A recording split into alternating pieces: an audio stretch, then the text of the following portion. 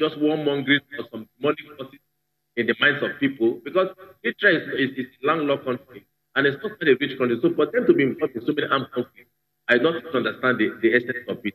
So I'm hoping that with this new development from Ethiopia, Eritrea will take a cue and neighbors will be in peace. Well, the sanctions were imposed in 2009 after Eritrea was accused of supporting the Somali jihadist group Al-Shabaab. This group is still very much active, especially in Somalia. How, in your opinion, can the group be degraded?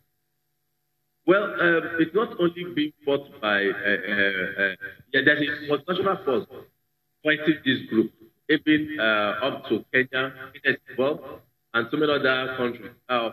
Well, if Eritrea, which is their backer, is brought on board, on board of the multinational troop, and Eritrea is now on the part of the multinational troop, I think it will put more pressure. It will deny them of a lot of resources, a lot of assets, a lot of grounds for them to obtain. And so, in a while, they will feel the heat.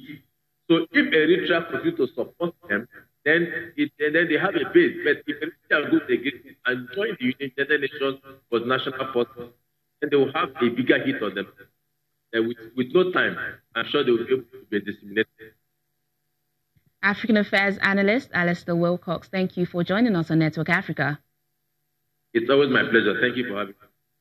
Great. Moving on now, Ethiopians have been reacting to the arrest of senior members of the security forces as part of sweeping reforms by Prime Minister Abiy Ahmed to control the security services and tackle what he called economic mismanagement, corruption and rights abuses.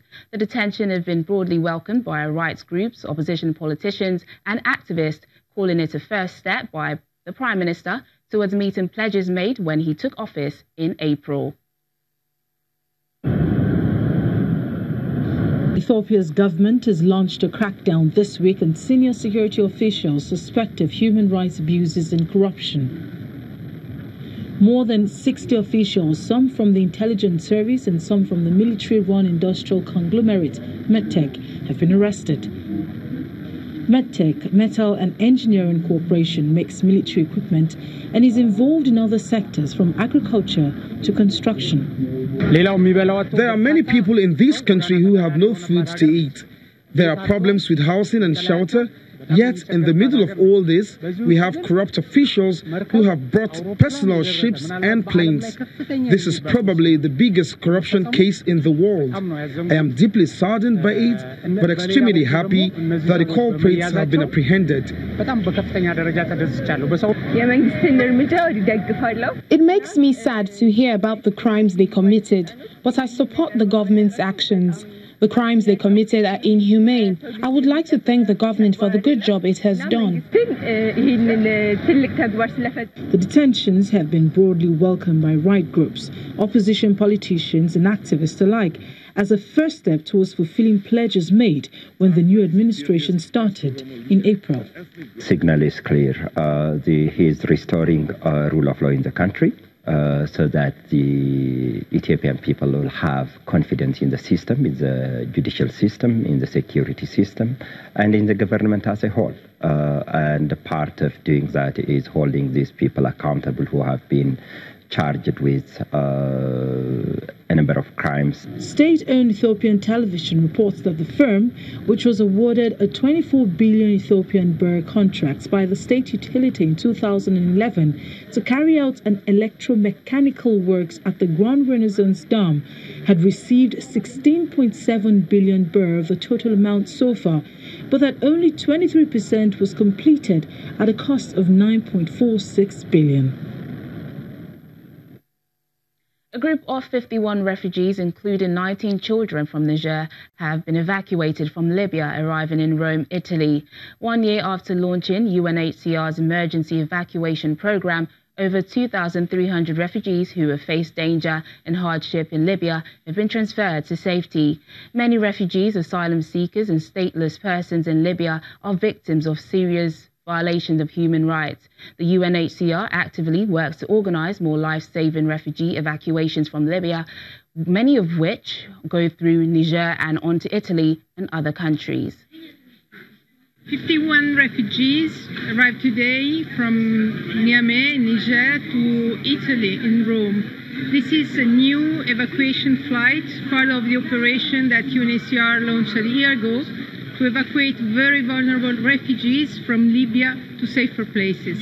These people, children, women, men, have suffered enormously in Libya, in the hands of traffickers, smugglers, in detention centers.